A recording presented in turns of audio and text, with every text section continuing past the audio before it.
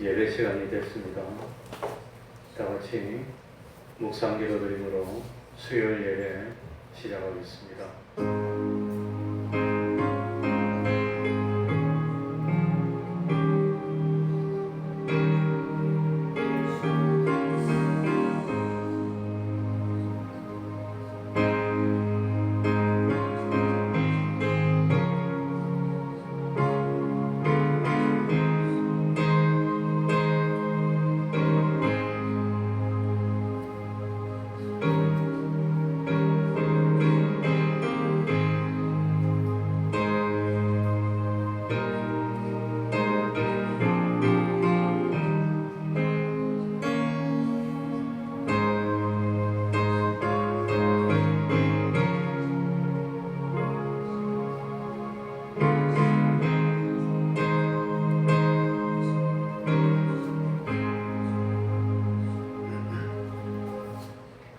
하나님 아버지, 이 시간에도 저희들을 하나님 앞으로 불러주시고 또 말씀을 통해서 깨우쳐 주시며 예배를 통해서 은혜를 받고 능력을 받을 수 있도록 하여 주셨으니 참으로 감사드립니다.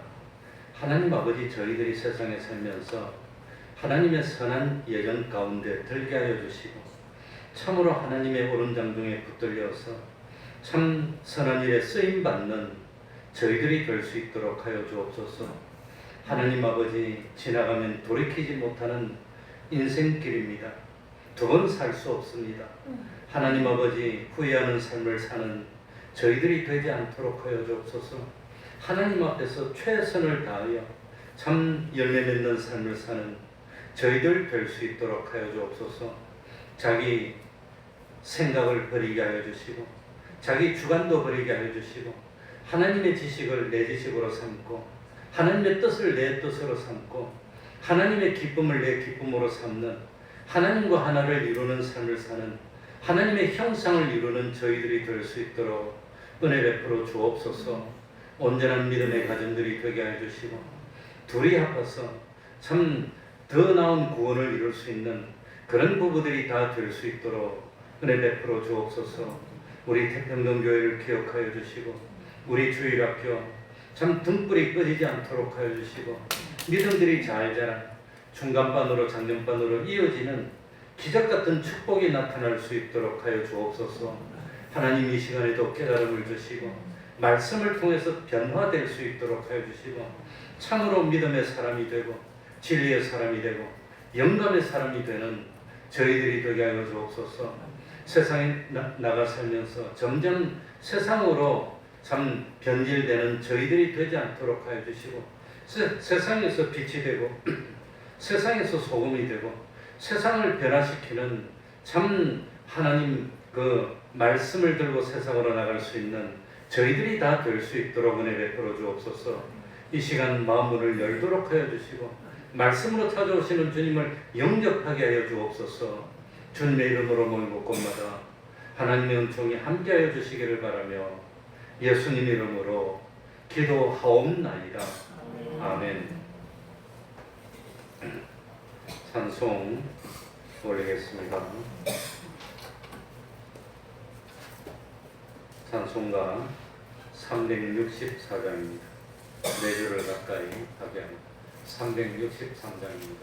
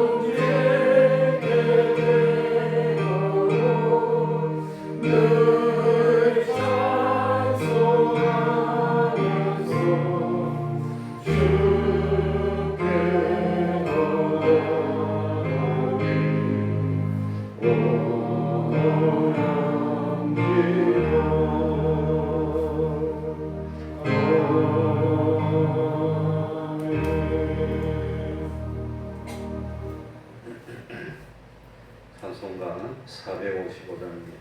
주 안에 있는 나에게 455장입니다.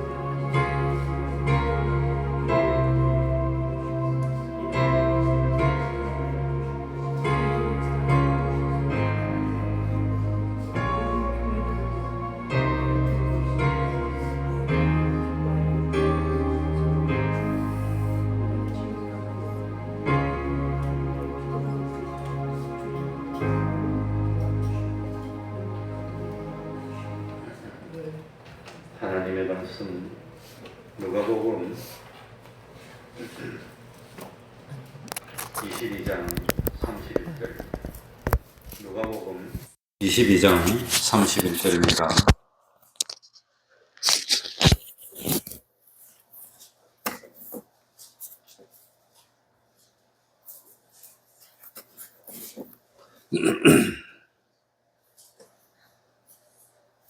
제가 읽겠습니다. 누가복음 22장 31절입니다.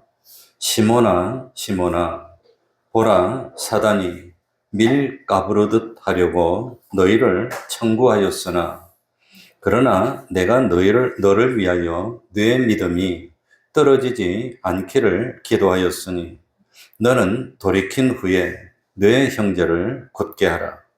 저가 말하되 주여 내가 주와 함께 오게도 죽는데도 가기를 준비하였나이다. 가라사대 베드로야 내가 네게 말하노니 오늘 닭 울기 전에 네가 3번 나를 모른다고 부인하리라 하시니라. 아멘. 34절까지 읽었습니다.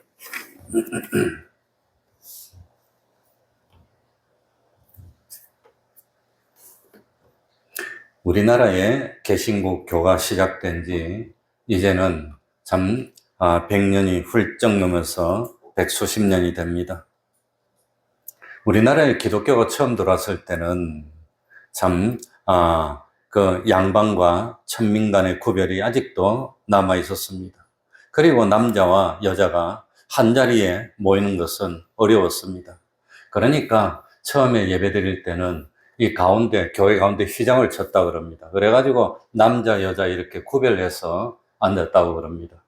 우리 교단의 교회도 뭐 요즘도 아마 그런 데가 많이 있을 겁니다. 남자는 남자 왼쪽에 앉고 여자는 오른쪽에 앉고 이래가지고 구별돼서 앉아서 예배 드리는 데가 지금도 많이 있습니다. 뭐 우리는 처음부터 그런 것 없고 가족이 같이 앉는 걸 했지만 아무튼 참 우리 기독교가 한국에 들어왔을 때 초창기만 해도 참 남녀노소가 참 빈부귀천이 구별이 없이 뭐 예배 드리는 것은 어려웠습니다. 그래서 그 유명한 뭡니까? 성동교회 같이 우리나라에 초창기부터 있던 그런 교회는 이거 처음에 양반들이 교회 나오다가 다음에 성동교회 뭡니까? 장동화된 백정이 교회를 오기 시작하니까 양반들이 화가 났습니다. 그래가지고 나중에 이 뭡니까? 천민하고 양반하고 갈라져서 교회가 그냥 분리돼 버렸어요. 아무튼 초창기에는 그런 웃지 못할 그런 일도 많이 있었습니다. 그러니 참 이 기독교는 참 뭡니까? 차별하지 않고 우리 초대교회는 뭐 귀족과 노예도 차별하지 않았는데 그런데 우리 대한민국이 참 1900년대 초에 처음 기독교가 왔을 때 그게 얼마나 참 어려웠겠습니까? 그러니까 선교사들이 우리나라 와가지고 이 복음을 전해서 교회를 일으키는 게 그게 그렇게 어려웠던 겁니다. 그러니 초창기 교회 보면은 교회 가운데 흰 천을 쫙 가려가지고 남녀 안 보이게 해가지고 이렇게 앉아서 예배드리고 처음에는 뭡니까? 여자들이 파마하면은 그것도 건방지다 그러고 뭐라 하고 안경 써도 뭐라 하고 지금 생각하면 우습지만 그때만 해도 그러던 시절이 있었습니다. 그래서 1893년 미국에서 한국에 온 선교사 중에 사무엘 무어 목사님은 교회 안에서 묻지 마라 이리 외쳤답니다. 뭘 묻지 마느냐? 신분을 묻지 마라, 직업도 묻지 마라, 계급도 묻지 마라, 당파도 묻지 말고, 학력도 묻지 말고, 고향도 묻지 말고, 소속도 묻지 말고 뭐 하지 말라는 거지요. 차별하지 말라고 했다는 겁니다. 교회가 하나 된다는 게 그렇게 어려웠습니다. 그래서 사도 바울은 이것을 에베소서 4장 3절에 평안에 매는 줄로 성령에 하나 되게 하신 것을 힘써 지키라. 성령님이 우리가 다 하나라 그랬는데 사람이 똑같은 사람이지 무슨 차별이 있고 이런 게 있고 저런 게 있을 수 있느냐. 하나 된 것을 굳게 지켜라고 하는 겁니다. 그러니까 마귀는 할 수만 있으면 자꾸 차별을 두고 구별하고 너희 편 우리 편 가르고 이런다고 하는 겁니다. 그래서 이 종교개혁을 일으켰던 칼빈 같은 사람은 이 마귀가 하는 일 중에 제일 나쁜 거, 마귀보다도 더 나쁜 걸 뭐라 했느냐? 차별력, 쪼개는 거라 했습니다. 그래서 데빌리시 디비전, 이 마귀적인 분파라고 말을 했다고 하는 겁니다. 그러니 구별하고 차별하고 편가르고 하는 걸 그렇게 참 그거는 마귀보다도 마귀가 하는 일이 이 일이라고 하는 겁니다. 그러니까 교회 안에는 그런 것은 없어야 된다는 겁니다. 절대로 그런 건 없어야 됩니다. 오늘 읽은 31절에도 시몬아 시몬아, 시몬이 누구지요? 베드로입니다. 베드로에 주님이 붙이주기 전에 옛날에 안 믿던 이름이 시몬입니다. 시몬아 시몬아, 보라 사단이 밀 까부르듯 하려고 너희를 청구하였으나 밀 까부르듯 하려고. 그러니까 아마 요즘은 잘 못 보지만 저도 어릴 때 키를 많이 봤습니다. 길이는 이렇게 길고 앞에는 대나무로 넓고 뒤에는 오목해가지고 그게 쌀 같은 거 넣고 이렇게 바람 불 때 착착착착 하면은 가벼운 껍데기는 날아가고 알맹이 알곡만 남고 그래가지고 이거 참 그랬는데 우리 어릴 때만 하더라도 밥 먹다가 뭐 씹습니까? 돌 씹어요. 저도 많이 씹었어요, 돌. 그래가지고 돌 고르는 기계가 나오고 뭐 그래가지고 집에서 밥할 때마다 저도 잘합니다. 쪽지합니까 뭡니까 요래 생긴 그거 가지고 물속에 넣어서 이렇게 하면은 쌀은 딱 나오고 돌은 무거우니까 떨어지고 그래가지고 걸러서 밥하고 그래도 가끔 가다 돌이 하나씩 있으면 밥 먹다가 딱 씹으면 딱 하면 돌 씹었다 그러고 요즘은 밥 먹다가 돌 씹는 게 없어졌어요. 아마 아이들은 그런 것도 모르는 것 같아. 그래서 참 키를 가지고 이 쌀을 놓고 이 착착착착 치면 쌀은 무거우니까 떨어지고 가벼운 것은 저 끝으로 해서 바람에 다 날리고 이렇게 이제 키질을 하는데 그런데 그런 것처럼 마귀들도 사탄들도 우리를 키질한다는 겁니다. 해가지고 할 수 있으면 떨어뜨리려고 그래서 너희를 청구하였으나 그 너희들 죄인이고 이러니까 사단의 먹이로 내달라 청구했다고 하는 겁니다. 그래서 참 우리 믿음을 참 뭡니까 알아보기 위해서 뭡니까 무엇으로 환난으로 흔들고 핍박으로 흔들고 이성으로 유혹해서 흔들고 이래가지고 우리를 갖다가 뭡니까 이 참 사단의 먹이로 다 떨어져 나가도록 만들려고 청구한다고 하는 겁니다. 사단이 밀 까부르듯 우리를 청구하였으나 그래서 참 우리 신앙생활 하는데 이렇게 어려움도 있고 환난도 있는 게 뭐냐 다 시험의 현실이라고 하는 겁니다. 그래서 우리를 참 믿음이 흔들리게 하고 어쨌든지 그리스도 밖으로 내몰려고 하는 것이 마귀가 하는 일입니다. 그러나 예수님은 뭐라고 했습니까? 요한복음 6장 37절에 보면 아버지께서 내게 주시는 자는 다 내게로 올 것이요 내게 오는 자는 내가 결코 내어쫓지 아니하리라. 그러니까 주님은 끝까지 우리를 지키려고 하고 사단은 할 수만 있는 대로 밀가루 하면서 우리를 빼가려고 예수 믿는 걸 방해하고 그래서 교회 다니는 사람 보면 안 다니다가 교회 다니면 처음에 한두 달 잘 나오다가 좀 있으면 뭡니까? 자꾸 일을 만들어가지고 교회 못 나오게 뭐 일이 터지고 교회를 못 나오게 방해하고 그런다고 하는 겁니다. 그러니까 예수님 참 교회의 머리 되신 예수님은 우리를 뺏기지 않으려고 책임지려고 어떻게 합니까? 그러나 32절 상반부에 그러나 내가 너를 위하여 내 무엇이 떨어지지 않기를 믿음이 떨어지지 않기를 뭐하였노니? 기도했다고 하는 겁니다. 기도하였노니. 그러니까 참 예수님이 우리를 사탄으로부터 지키려고 믿음이 떨어지지 않도록 하기 위해서 기도했다고 하는 겁니다. 사단은 밀가부르듯이 우리를 청구합니다. 예수님의 품에서 우리를 내놓으라고 그럽니다. 자꾸 내놓으라고 그럽니다. 그러나 우리 예수님은 우리를 위해서 기도해 주신다고 하는 겁니다. 예수님의 기도인데 예수님의 기도가 뭐 참 이 효과가 없다면 그건 예수 믿을 필요가 없겠지요.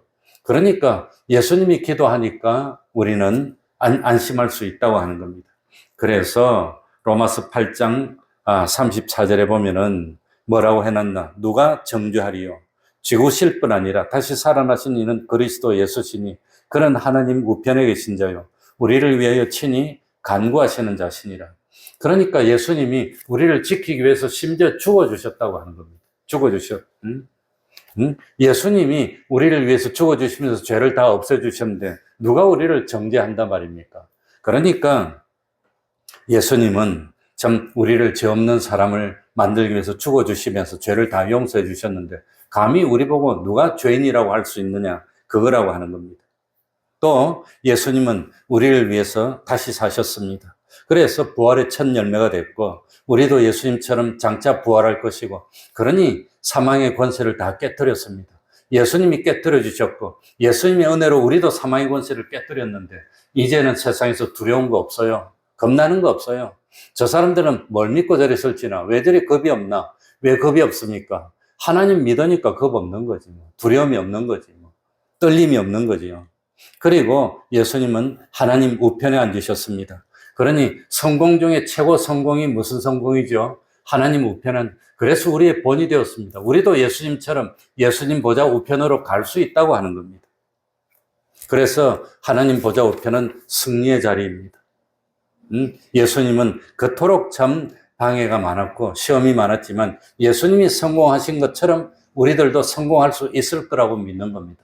그래서 성공의 본이 되신 예수님이십니다. 그 예수님이 지금도 우리를 위해서 뭐 해주시고 있지요? 기도해 주시고 있는데 우리가 참 염려 걱정할 필요가 있겠느냐고 하는 겁니다. 사단은 지금도 교회를 분열시키고 가정을 분열시키고 할 수 있으면 믿음을 방해하려고 합니다.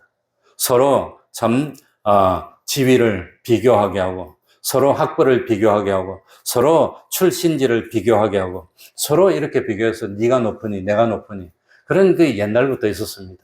예수님의 제자들도 너가 높으니 내가 높으니, 뭐 제자들도 그랬는데 뭐 우리도 그런 게 없겠습니까? 그러나 교회 머리 되신 예수님은 우리 대신 피 흘려주시고 죽어주시고 우리 대신 참 부활의 첫 열매가 되어주시고 우리 대신 승리의 첫 열매가 되어서 하나님 우편에 계시고 지금도 그렇게 성공하고 난 뒤에 믿는 사람도 다 나처럼 성공하게 참 해주세요 하고 주님이 기도하시니까 우리는 염려할 필요 없다고 하는 겁니다.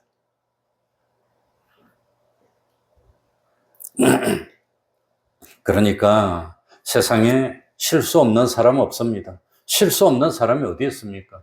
세상에 어려움 없는 사람이 없습니다. 어려움이 없는 사람이 어디 있습니까?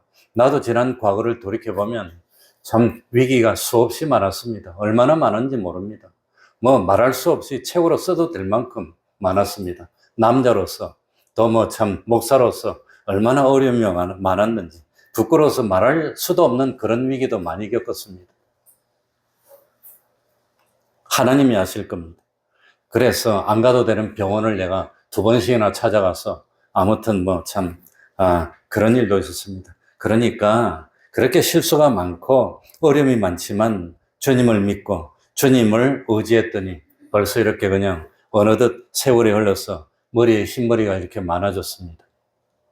늙어진다는 게 어떻게 그렇게 참 실감이 나는지, 제가 눈이 이렇게 안 나빴는데, 그러니까 예전에는 수영장 가면 50m 레인 이쪽에 앉으면 저쪽에 앉은 사람 얼굴들이 다 보였는데 지금 다 안 보입니다. 남자인지 여자인지 그것만 구별되고 테두리만 보이고 글자가 이제는 영 안 보이고, 이거는 눈이 얼마나 나빠졌던지 그냥 내가 얼마 전만 해도 1.2고 그런데 어느 세월에 그냥 안경 썼는데도 0.5입니다. 안경. 그래가지고 안경점에 가서 이게 안 맞았어. 지금 멀리 있는 것도 옛날에 이게 멀티포카라서 멀리 있는 거는 위로 보고 가까이 치건 밑으로 보고 밑에는 돋보기고 위에는 절보기인데 이제는 멀리 있는 것도 이리 봐야 잘 보여요. 어찌 된 게 그냥. 그러니까 멀리 있는 것도 돋보기. 그러니까 눈이 너무너무 나빠지고 기력이 세지는 걸 요즘 뼈저리게 느낍니다. 야, 이렇게 됐구나, 이렇게 됐구나. 그러면서 참 세월이 갔습니다. 그러니 참 주님이 나를 위해 기도해 주셔서 후퇴하는 몸은 막을 수 없지만 몸은 새로워지고 하나님하고 더 가까워지고 하나님하고 점점 더 가까워지고 이렇게 만들어주시는 것이 아닌가 생각하면서 감사드립니다. 그러니 돌이켜보면 젊은 시절 내가 어떻게 참고 견뎠을까? 어떻게 이겼을까? 그 힘든 거 어려운 거 어떻게 이겼을까? 생각만 해도 하나님의 은혜가 아니었는가? 그 수많은 유혹도 있고 어려움도 있었지만 그걸 참 다 지나갔구나. 그래, 요즘은 그렇지 않지만 어떤 목사님은 취미가 뭡니까? 목사님은 취미가 뭡니까? 그 목사님이 나 취미가 늙는 게 취미래. 먹는 게 취미래. 그러니까 이 세상 살기 싫다는 뜻입니다. 빨리 하나님께 가고 싶다는 거예요. 근데 그냥 갈 수도 없고, 뭐 가고 싶다고 갑니까? 가기 싫다고 안 가는 것도 아니고. 그러니까 예수 믿으면서 늙어가는 게 취미라는 겁니다. 빨리빨리 늙어서 하나님께 가고 싶다.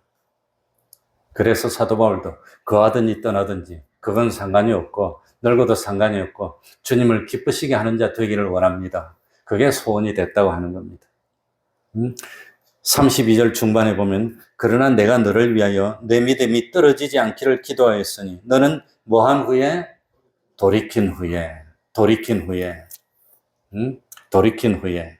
그러니까 돌이켰다는 것은 뭡니까? 실수했다는 겁니다. 베드로가 예수님을 3번이나 부인했다는 겁니다. 그래가지고 부인했으니까 낙심하고 그러지 말고 돌이킨 후에 더 열심히 하면 되잖니. 돌이킨 후에 더 잘하면 되잖니. 그 말입니다.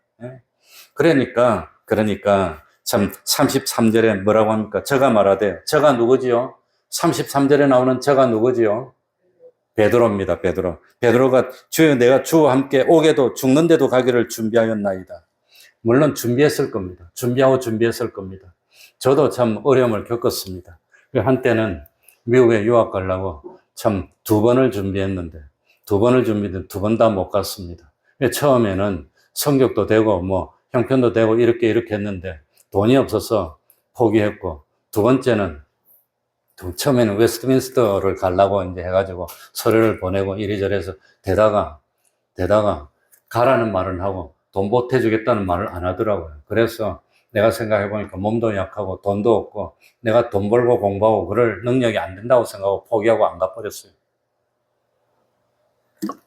그랬더니 몇 년 있다가 또 가래요. 또 가라고 살살 부추기더라고요. 이제 참 지도해 주신 목사님이 또 가라고 살살 부추기더라고요. 그래가지고 이번엔 달라스 있는 리폼드라는 데 가라고 그러더라고요. 또 편지를 썼지요. 갖고 애플리케이션 보내고 뭐 어쩌고 했는데.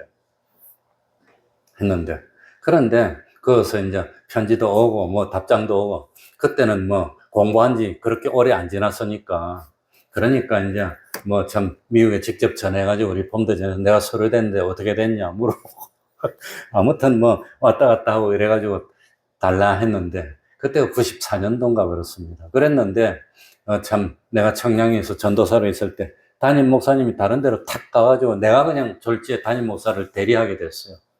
그래가지고 바빠가지고 이거는 뭐 정신을 못 차리고 그래가지고 자연스럽게 포기하고 그냥 두 번째는 그것 때문에 안 갔습니다. 안 갔는데 아무튼 뭐 참 여기 사도 바울도 죽는데도 가기를 준비하였나이다. 그래가지고 그때가 94년도가 아니다. 더 일찍이다. 93년도, 4년도 그때구나. 그랬는데 그때 교회가 재개발되려고 이러더라고요.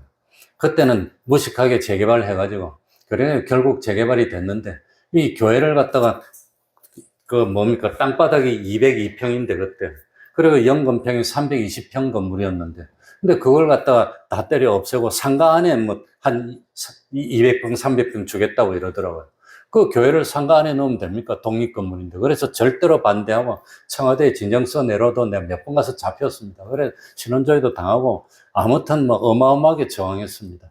그래가지고 정 안 되면 뭐 참 나도 그냥 한 몸을 던져야 되나 그런 걸 머릿속으로 얼마나 생각했는지 모릅니다. 이 사람들이 강제로 하려고 하는. 그런데 결국은 잘 돼가지고 따로 207평을 따로 받고 한 550평인가를 새로 지었습니다. 지하 1층, 지상 5층으로. 교회를 다 짓고 돈이 남았어요. 근데 내가 전도사 때 시작해가지고 그때 이제 유명한 우리 이재순 목사님이 대림건설 창업주인데 그분이 목회를 나와서 그분을 담임 목사님으로 모셔가지고 아무튼 잘 지었습니다. 그래 재개발할 때 동아건설 현장소장이 불러가지고 가니까 그 담임 목사님 잘 안다고 자기 회사 높은 사람이 와서 잘해주라고 압력을 넣었다고 나보고 그러더라고요. 그러니 동아건설에 높은 사람들 다 옛날에 우리 목사님 밑에서 일하던 사람들이니까 그래가지고 우리 교회가 제일 잘 지었어요. 얼마나 잘 지었는지. 그래 아무튼 잘 지었는데 참 준비하고 그래가지고 빚지지 않고 참 돈이 남았습니다. 그때 건축비가 한 94년도에 한 15억 5천 정도 들었나. 제가 회계를 다 했기 때문에 다 알고 있습니다. 그래가지고 하나도 밀린 것도 없고 빚진 것도 없고 다 주고 나머지 아무튼 남고 그렇게 지었는데 그런데 참 준비했는데 아무튼 잘 지었습니다. 근데 여기는 사도 베드로는 뭐라고 그럽니까? 너가 참 돌이킨 후에 그러니까 나는 안 돌이켜도 됩니다. 난 잘못 안 합니다. 난 실수 안 합니다. 그러면서 주님 함께 쪼개도 같이 가고 죽는데도 가기를 준비했다는 겁니다. 이 주님에게 거짓말했겠습니까? 마음으로 준비하고 마음으로 또 준비했는데 그런데 베드로가 넘어졌습니까? 안 넘어졌습니까? 그래도 넘어졌다는 거예요. 그게 인간입니다. 그래도 또 넘어지고 그런다고 하는 겁니다. 그러니까 예수님이 뭐라고 그랬죠? 34절에 가라사대 베드로야 내가 너에게 말하노니 오늘 닭 울기 전에 내가 3번 나를 모른다고 부인하리라. 근데 예수님 말씀대로 되고 말았습니다. 그러니까 참 뭡니까? 이렇게 실수하고 난 뒤에 더 바로 설 수 있도록 만드는 게 그게 믿음이라고 하는 겁니다. 실수를 안 하는 것이 아니라 실수를 하고 잘못을 하고 난 뒤에 회개하고 돌이켜서 더 든든한 베드로가 되는 것. 이게 하나님의 역사라고 하는 겁니다. 그래서 참 뭡니까? 32절에 그러나 내가 너를 위하여 내 믿음이 떨어지지 않기를 기도하였느니 실수를 했을 망정 믿음이 안 떨어지게 기도를 했다는 겁니다. 그러고 난 뒤에 회개하고 믿음이 더 좋아지고 다시는 이런 실수를 하지 말아야지 더 준비하고 이렇게 만든다고 하는 겁니다. 그러니까 예수님은 뭐라고 기도했느냐? 사탄이 베드로를 기절하지 못하도록 기도한 것이 아니라고 하는 겁니다. 믿음이 떨어지지 않도록 기도했습니다. 그래서 주기도문에서도 시험이 없도록 기도하라 하지 않습니다. 시험에 뭐하지 않도록 시험에서 떨어지지 않도록 기도를 하는 겁니다. 시험이 없는 거 아닙니다. 시험이 있지만 그 시험을 통과하는 사람이 되도록 처음에는 시험을 통과 못했습니다. 눈물 흘렸습니다. 더 준비했습니다. 그 다음에 시험이 왔습니다. 탁 이겼습니다. 그 다음에 더 큰 시험이 와도 끄떡도 안 하고 이깁니다. 주님이 원하는 것은 이런 걸 원하는 겁니다. 그러니까 시험이 없도록 기도하는 것이 아니라 시험이 와서 더 단단해지고 시험이 와서 또 더 단단해지고 시험이 와서 믿음이 또 더 단단해지도록 이렇게 만드는 것이 하나님의 주님의 역사라는 걸 우리들이 깨달아야 됩니다. 그래서 믿음이 떨어지지 않고 결국은 쭉정이가 아니라 무엇이 되도록 알맹이가 되도록 만들어주는 것. 이게 하나님이 원하는 겁니다. 이게. 그러니까 평생 동안 시험도 없고 어려움도 없고 뭐 그런 것도 없고 그런 것이 아니라 시험이 있어서 한 번 두 번 실수도 해보고 눈물도 흘려보고 돌이켜도 보고 그 다음에 우뚝 서도 만드는 것. 그래서 이제는 바람이 와도 끄떡 안 해, 창수가 와도 끄떡 안 해, 비가 와도 끄떡 안 해, 반석에 둑 서서 이런 사람이 되기를 원하신다는 겁니다. 그래서 하나님이 모세를 불러 서실 때도 뭡니까? 처음부터 불러 서신 거 아닙니다. 모세가 40살 됐을 때 바로왕이 공주의 아들로 40년 지났을 때 자신감이 넘쳤는데 이 자신감이 넘칠 때 무슨 실수를 합니까? 사람을 때려서 죽이는 실수를 합니다. 그래도 하나님은 중심을 보고 때려 죽였지만 그래도 잘했어. 그런데 40년 있다가 또 때려 죽이면 그건 잘했어가 아닙니다. 40년 있다가는 모세가 한번 무리바 물가에서 뭘 냅니까? 화를 냈더니 그것 때문에 넌 가나안 땅에 못 들어가. 그러니까 40년 전에 신앙이 어릴 때는 사람을 때려 죽어도 그래도 동기를 보니까 이스라엘 백성을 구원하려는 동기로 그랬기 때문에 그래도 그랬잖아. 주님이 칭찬해주고 상을 주시고 그랬는데 이 신앙이 많이 좋아졌습니다. 그래가지고 이스라엘 지도자가 됐습니다. 이전에는 사람 때려 죽인 것도 아닙니다. 그냥 화가 나니까 이스라엘 백성이 워낙 우상을 섬기고 만원들으니까 그 앞에서 화를 내버렸습니다. 그랬더니 하나님이 거룩을 내지 못했다고 너는 안 돼. 그래가지고 가나안 땅 못 들어가고 요단강을 못 건너가고 모세가 눈물 흘리면서 3번이나 기도했지만 안 돼. 그 대신 너가 기도했으니까 뭡니까? 죽기 전에 가나안 땅 한번 보여줄게. 한번 보고 죽도록 만들어줬지 못 들어갔다고 하는 겁니다. 그러니까 신앙이 어릴 때는 실수해도 봐줍니다. 그래도 동기를 보고 하나님이 봐주지만 신앙이 점점 커갈수록 조그만 실수도 용납 안 하는 겁니다. 조그만 실수도 용납 안 하는 겁니다. 신앙이 높아질수록 신앙의 연조가 높아질수록 하나님의 형상을 더 닮게 만드는 게 이게 하나님의 역사입니다. 그래서 이 하나님이 모세를 불렀을 때 뭡니까? 40살 됐을 때 자신만만할 때 불러서지 않습니다. 광야로 쫓아냅니다. 그래가지고 광야에서 40년 동안 연단받아서 이제는 웬만해도 괜찮을 수 있는 그런 믿음으로 만들어 놓고 하나님이 불러서셨다고 하는 겁니다. 그러니까 뭡니까? 시험이 없기를 원하는 겁니까? 시험이 있더라도 이길 수 있는 믿음 있는 사람 되기를 원하는 겁니까? 이걸 원하신다고 하는 겁니다. 하나님은 그걸 원하는 겁니다. 그러니까 너는 돌이킨 후에 내 형제를 무엇하게 하라? 굳게 하라. 왜? 나도 실수해 봤으니까. 나도 잘못해 봤으니까. 실수하는 사람 심정을 알아요. 그 참 마음을 이해해요. 그러니까 너는 돌이킨 후에 실수하는 형제들 찾아가서 마음을 굳게 하라. 굳게 하는 게 어떻게 하는 겁니까? 믿음이 흔들리지 않도록 단단한 믿음이 되도록 도와주는 그런 역할을 하라는 겁니다. 그게 주님의 부탁이었다고 하는 겁니다.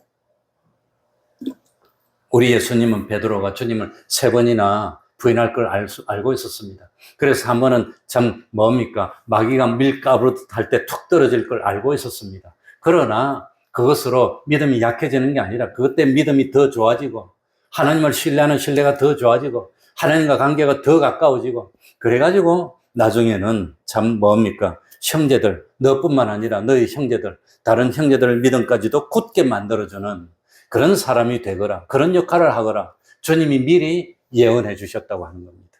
그래서 베드로가 나중에 참 주님이 성천하시고 안 계실 때 그 옛날 그 기억들이 성령의 감동으로 막 떠올랐습니다. 베드로전서 5장 8절에 서서 근신하라, 깨어라. 너희 대적 마귀가 우는 사자같이 두루다니며 삼킬 자를 찾나니. 이게 다른 말로 하면 뭡니까? 마귀가 너희를 밀가루로 타려고 하나니. 그러니까 찾는 너희 믿음을 굳게 하여.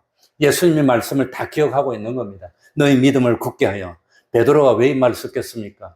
옛날에 자기 체험이 있으니까, 실수한 경험이 있으니까 너희도 그렇게 되지 말도록 믿음을 굳게 하여 저를 마귀를 대적하라.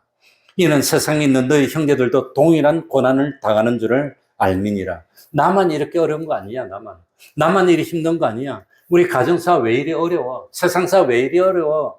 와, 참 직장생활 왜 이리 어려워? 나만 그런 거 아니야. 저 사람은 쉽게 사는 것 같아. 하는 일도 그냥 잘 되는 것 같지만 그런 거 아니야. 뜯어보면 다 같이 어려워. 형제들도 무슨 동일한 고난을 다 당하고 있다는 겁니다. 집집마다 보면 어려움 없는 집 없다는 거예요. 다 있어요. 얼마나 힘듭니까? 얼마나 어렵습니까? 우리 오래되신 집사님들은 다 보지 않았습니까? 우리 아이들 크는 거. 클 때 얼마나 힘들고 어려웠습니까? 다 그랬지. 그런데 그거 다 견디다 보니까 하나하나 그냥 바로 되잖아요. 그러니까 사도 바울은 참 뭡니까? 자기 경험이 있었습니다. 그래서 나중에 어떻게 합니까? 오순절날 모인 수많은 사람 앞에서 말씀으로 형제를 굳게 하는데 앞장섰습니다. 가이사랴 백부장 고넬료와 그 가정을 찾아가서 그 가정을 굳게 하는데 힘을 썼습니다. 그리고 참 뭡니까? 그 예수님이 나중에 성천하시고 이 12제자 중에 한 가룟 유다가 골이 났을 때 앞장서 가지고 뭡니까? 한 사람을 채우는 일을 앞장서서 하는 그런 일을 했다고 하는 겁니다. 그러니까 베드로후서 1장 10절에도 이래 나옵니다. 그러므로 형제들아 더욱 힘써 너희 부르심과 택하심을 굳게 하라. 주님이 하신 말씀을 평생 마음에 담았다고 하는 겁니다. 우리도 굳게 해야 됩니다. 성경에 보면은 실수하고 난 뒤에 다니면서 굳게 한 역할을 한 사람이 베드로 말고 또 있습니다. 누구지요? 사울이었는데 바울이 된 사울입니다. 이 사울이 얼마나 실수했습니까? 스데반 예수 잘 믿는다고 돌로 쳐 죽이는데 앞장서고 그냥 온갖 나쁜 일을 했는데 자기가 잘못했다는 걸 깨달았습니다. 다메섹으로 가다가 참 하늘에서 눈이 부시고 음성이 들렸습니다. 놀랬습니다. 쓰러졌습니다. 누구십니까? 네가 그토록 핍박하는 예수니라. 부활하신 예수님이 나타났습니다. 이거 정말로 부활하셨구나.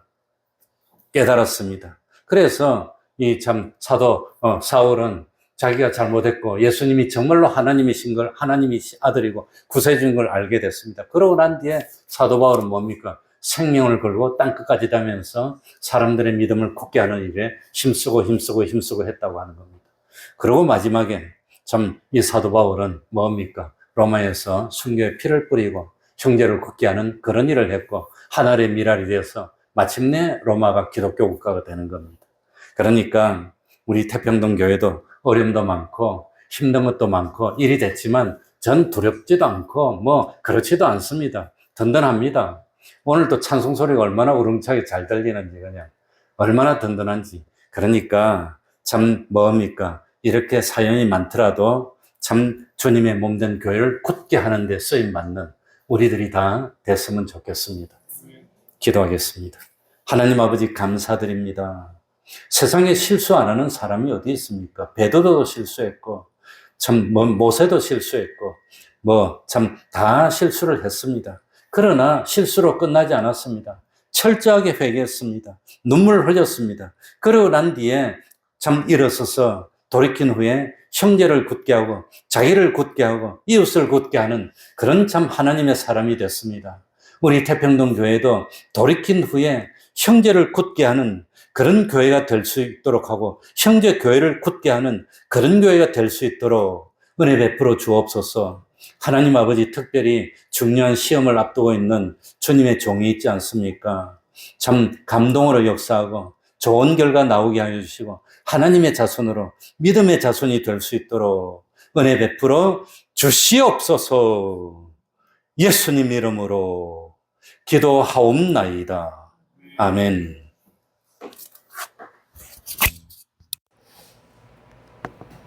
찬송 올리겠습니다. 찬송가 204장입니다. 찬송가 204장입니다. 예수로 나의 구주 삼고.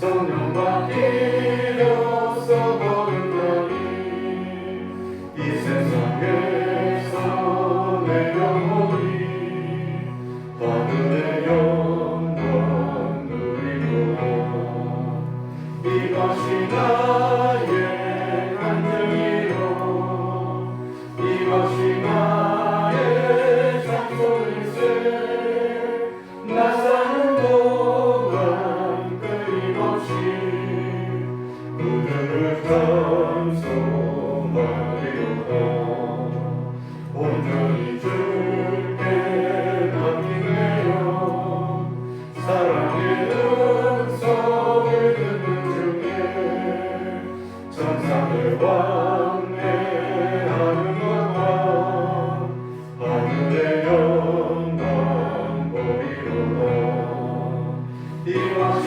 나의 간증이요 이것이 나의 찬송일세 나 사는 동안 끊임없이 구주를 찬송하리로다 주 안의 기쁨 누리므로 마음의 풍랑이 잠잠하니 세상과 나는 강고롭고 구속한 주만 보이로다 이것이 나의 간증이요 이것이 나의 찬송일세 나 사는 동안 끊임없이 구주를 찬송하리로다